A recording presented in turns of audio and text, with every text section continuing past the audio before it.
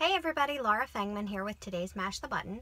I'm here to discuss business planning today, just briefly because it's so important. And here we are in the third quarter of the year, and it's a great time to not only start planning for the year ahead, but to look back on what you've done over the course of the last year, and based on the data that you collect from your plan and how things panned out over the course of the last 3 quarters, use that information to best plan for what's coming.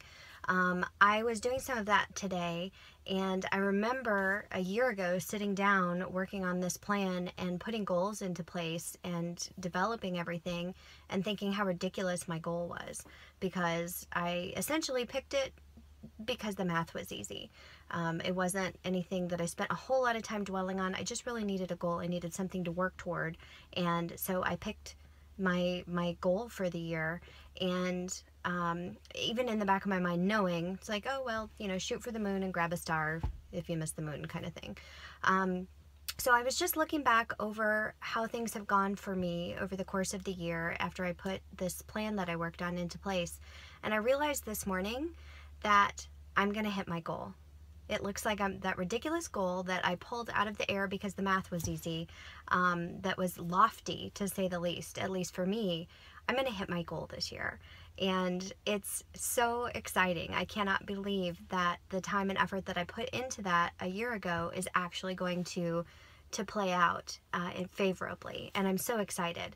And so that information was great because not only did it really give me a boost and let me know that I was on the right path, but it also helped me in planning for next year.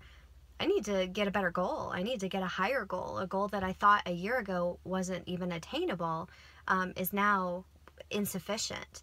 So I'm working on the plan for next year, and I hope that everyone out there is too. If you need help with any of that, I'm certainly not the authority, but I'll be happy to compare notes and help you in any way I can. And it's not necessarily just for realtors. I mean, really, business planning is important regardless of what industry you're in. And I would go so far as to say that if you are in business and you consider yourself a professional and you don't have a business plan, you're doing it wrong.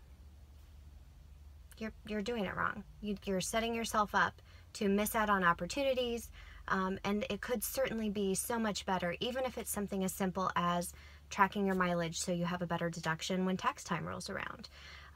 But to consistently improve and to be the best whatever you can be, you need a plan. So if you're a consumer watching this and not just another awesome realtor checking out the video, I would point out that there is a part of this video for you as well. You can be a part of the solution. You can be a part of helping me make my goal for next year.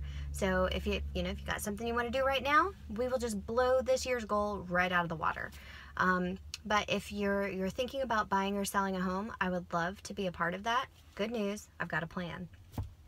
That's all for today. Thank you so much for watching this another episode of Mash the Button, and we'll talk to y'all soon. Be safe.